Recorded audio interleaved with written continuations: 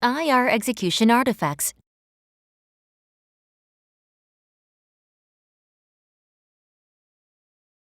Prefetch.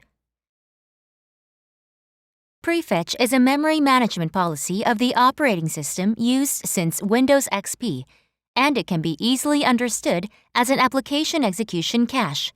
It is a component of Windows developed to maximize the efficiency of loading executable files stored on disk to memory. The prefetch file pre-stores the information needed to run the application executable file in a particular file. A single prefetch file stores information about an application. It loads all the pre-stored patch files in memory at the time of Windows booting and loads the necessary information from the memory in order to improve execution speed. The storage path of the prefetch file is a folder named Prefetch located under the system root. The prefetch type is divided into larger prefetch boot and application prefetching. The boot prefetch is supported by Windows XP 2003, Vista 2008, 7, 10, 2012, and the file name is ntosboot-b00dfaad.pf. The application prefetch is supported on Windows XP, Vista 7, 8, and 10, and the file name consists of the application executable file name and the hash value of the file path. Refer to the training materials for the correct file name. The boot prefetch is a way to improve the boot speed of a Windows system, and it stores information related to the applications needed for booting. The boot prefetch will monitor the system for up to 120 seconds after the system starts booting and save the results to a file. The application prefetch generates the resource referenced 10 seconds after the first 10 seconds of monitoring by the cache manager when the application is initially run. Up to 228 prefetch files are stored. When a new application is run, the prefetch file of the oldest application is deleted and a new application prefetch file is added. The settings for the prefetch file can be checked and changed through the registry. The registry settings associated with the prefetch can be found in hkey_local_machine/system/control/control/session manager/memory management/prefetch parameter/enable prefetcher. If the value of enable prefetcher is 0, it is set to inactive. 1 is used for application prefetching only, 2 is used for boot prefetching only, and 3 is used for all. The internal structure of the prefetch consists of prefetcher version, signature, prefetcher manager service version, file size, and executable file name. Please refer to the training materials for detailed internal structure of prefetch. Here is an example of prefetching the chrome.exe file. You can check the executable file name and executable file path hash value, the last execution time of the executable file, and the number of executions. The prefetch file stores a variety of information that can be used from a forensic perspective. You can determine whether the application is running or not, and you can determine the name of the application that was executed. You can also see the number of times the application has been run, the last time it was run, a list of references, and file system time information. There is a way to utilize time information of prefetch among the forensic utilization method of prefetch. The time information here refers to the creation, modification, and last access time of a file recorded by the file system. The time at which the prefetch was created, the time it was modified, and the last access time of the prefetch file have forensic significance. Considering that a prefetch file is created when the application is first run, the creation time of the prefetch can be determined as the time when the application was first run. However, since the prefetch file can be regenerated after being deleted, it is difficult to judge that the creation time of the prefetch file is the first execution time of the application program. The modification time of the prefetch file refers to the time the prefetch file was last modified. This is the time when the value stored in the prefetch internal structure checked previously is updated. The last access time is the last time the application using the prefetch file accessed. The last access time is not the time the application was last run. The last run time of the application is stored in the prefetch file, so you can see the last run time of the application. As mentioned earlier, the boot prefetch is responsible for loading the applications needed for booting. For example, if there is a malicious code loaded at boot time, you can check whether the malicious code is spread through the reference list of the boot-free patch. However, it excludes malicious code that runs before the operating system is loaded, such as the boot bootkit. Application prefetches can determine if malware has spread. The list of prefetch files allows you to determine whether malicious code is running, the path to the malicious source file, and the last time it was executed. You can also find malicious traces that are referenced or inserted through the prefetch reference list. A simple example of analyzing malicious code loaded at boot time via a boot prefetch. You can check that the malicious file is loaded by checking the reference list of the boot-free patch. This is an example of prefetch file usage related to winword.exe created by running MS Office MS Word. You can see that Tyler_Forensic_challenge_2010_challenge_3_challenge_submission.odt file is opened through the reference list of winword.exe. The following is an example of using the prefetch file created by running 7zg.exe. As in the previous example, you can see that volatility-2.1.zip has been loaded through the reference list created by running 7zg.exe and monitoring for 10 seconds. You can see that 7zg.exe is used to decompress the volatility-2.1.zip file. Up to 128 prefetch files are retained, and if new files are created, they are deleted in the oldest order. Carving is used as a way to recover prefetch files automatically deleted by the system or to recover prefetch files that were intentionally deleted by someone. In order to carve the prefetch file, we use the values recorded in the prefetcher version field and the value of the signature field mentioned in the internal structure of the prefetch file. This will find the header of the prefetch and perform carving as much as the file size based on the header. The prefetch used in the Windows 10 system has a different internal data structure than the prefetch used in previous versions of the operating system. In Windows 8.1, the compression used in the superfetch is also applied to the prefetch. Superfetch. The prefetch file is preloaded when the operating system is booted and minimizes access to the HDD when the executable file is executed again, thus increasing the drive speed. However, the use of the prefetch may not work due to the memory paging out technique. Paging out is a technology that moves memory space that is not used for a short time to a secondary storage device to free up memory space. If the prefetch file preloaded by the operating system is paged out, there is a contradiction in loading the page file, pagefile.sys, from the secondary storage device when running the application again. To remedy this problem, a file named superfetch is applied from Windows Vista. The superfetch uses a method of continuously recording the program usage patterns of users in case of frequently used programs. At this time, we define how often, when, and how long the application usage pattern is. This information can be very useful in the context of an intrusion investigation. The storage path of the superfetch is the same as the path where the existing prefetch was saved, and it has an extension of .db. You can confirm that the prefetch is the same as the saved path. For Superfetch to work, the Superfetch service must be running. If the service does not work, it does not write information in relation to running the application to the Superfetch.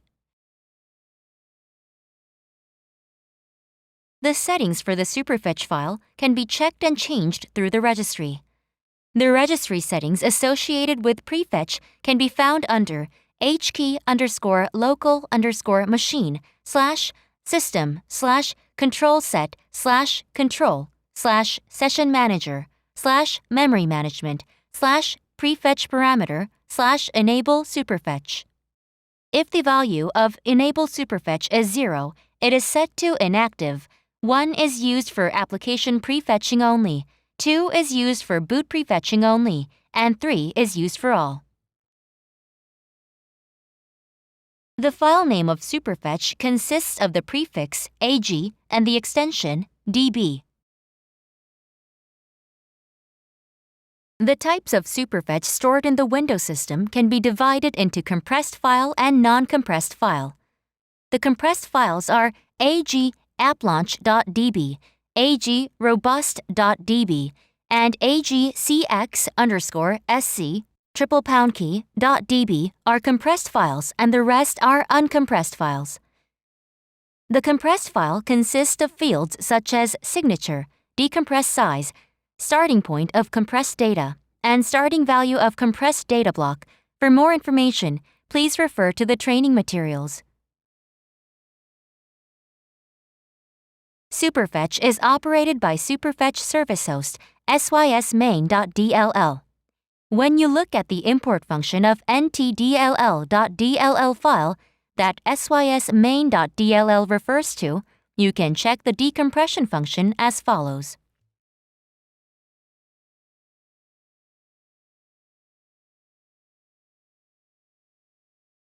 Shortcut. If you want to refer to a folder or file of another path in the path that you are currently working on, this is the shortcut file. It is commonly called Windows Shortcut and is sometimes called Shell Link. It operates in Graphic User Interface and extension is .ink. Link files provide tremendously useful information for infiltration analysis and digital forensics.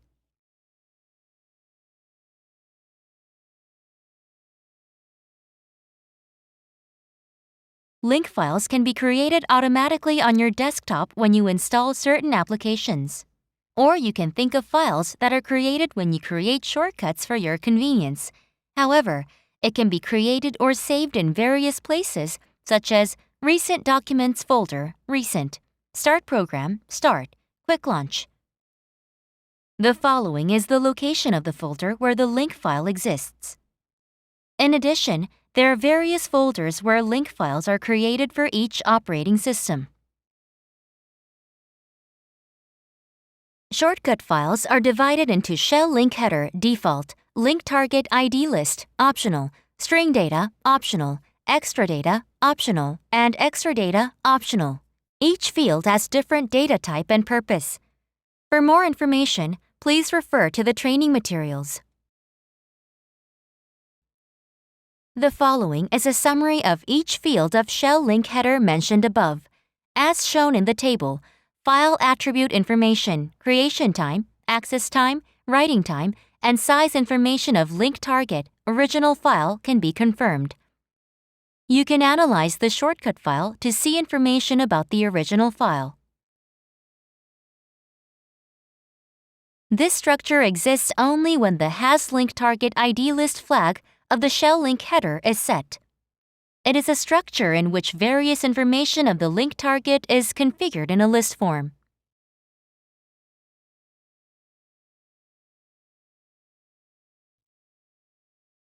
The link info structure is variable and is omitted because it has a lot of unnecessary content to mention here.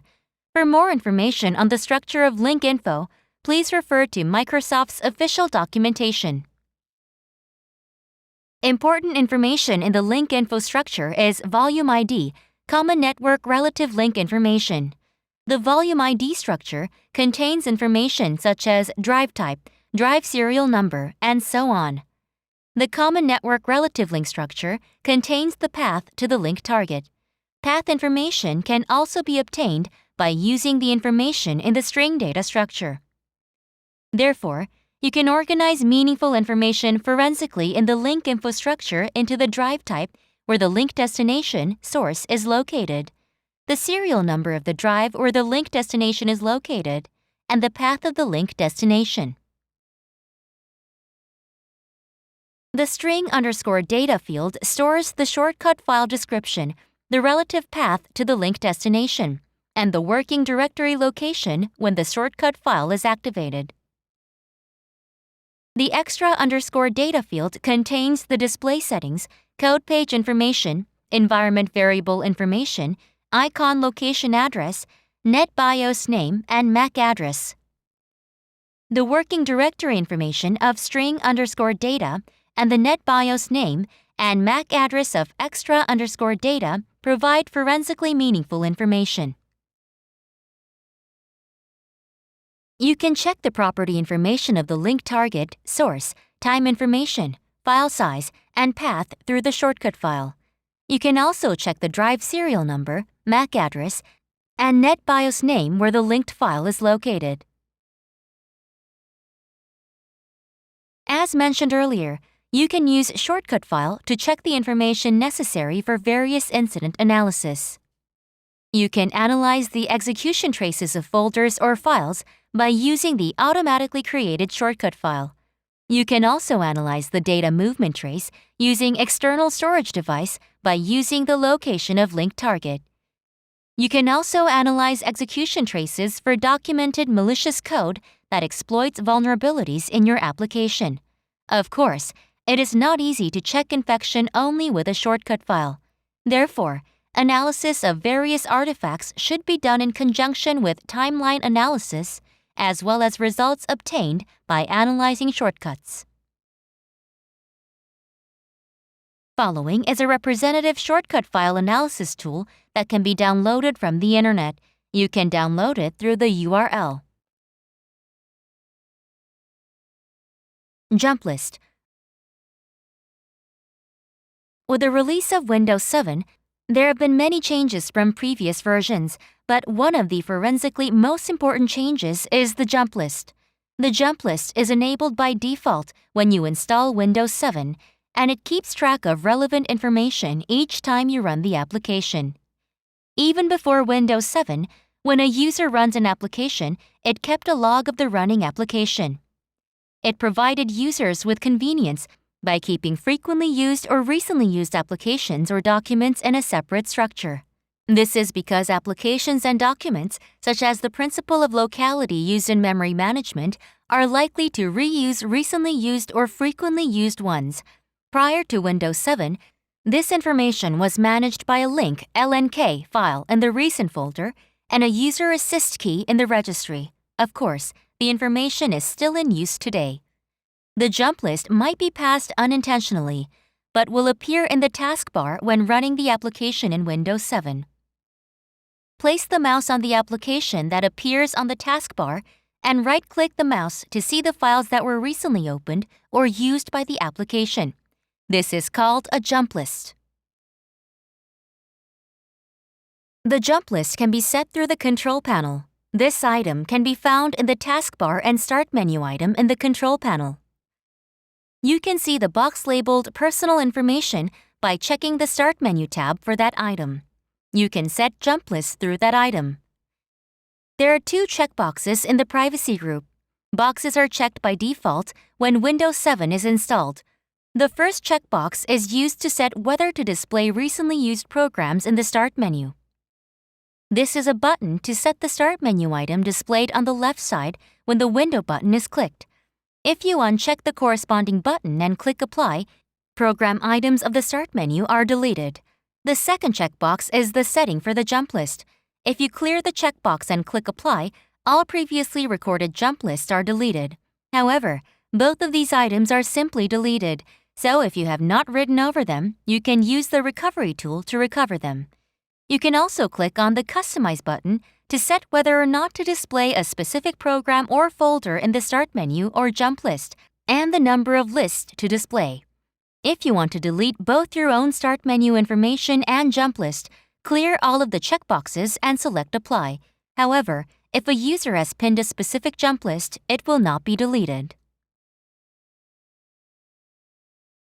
The jump list is stored for each user account, and the storage path is stored under the home directory of the user's account. Again, you can see the file information that was viewed by your account through the jump list. The jump list is saved in the Recent folder where the shortcut file is saved and is stored in Automatic Destinations and Custom Destination under the Recent folder. Automatic Destinations stores the most recent list, Recent, or the list that the user has pinned, and Custom Destination stores frequently used lists, Frequent, or Tasks list. The file name is a 16-digit hexadecimal value with the extension .automaticdestinations-ms. The Customs DES folder is the same with the same extension. Hexadecimal values appears to be generated randomly, but each application has a unique value. It is presumed that the first time a jump list is created, each application uses a hash value using a unique value. The following is a summary of the program-specific file names identified so far. This information is not based on the official Microsoft documentation, but is a summary of the test results. There is no official Microsoft document for the jump list. The jump list file is stored in the form of an OLE compound document file. In the application's jump list, each jump list item is stored as an object linking and embedding OLE stream. OLE is a Microsoft-developed technology that links and inserts documents and other objects. The jump list uses OLE to save each jump list item as a shortcut file. The following is a graphical representation of the overall structure of the jump list. As mentioned above, each item in the jump list is saved as a shortcut file, LNK. That is, you can see the kind of information that you see in the shortcut file through the jump list. And finally, in the DES list structure, you can see a summary of all streams stored in the jump list. To analyze the jump list, you can extract the shortcut file saved in OLE form and analyze the time, such as the attribute, size, path, and time of the link target. You can also check the drive type, serial number, NetBIOS name, MAC address, etc., where the link destination is located. The jump list is enabled by default, and if not deleted by the user, it will be stored continuously since the operating system was installed. Jump list analysis allows you to check various information about files accessed from recent application, and you can check traces of malicious file execution and history of website access. The following is Jump List File Analysis tool that can be downloaded from the Internet. You can download it from the URL.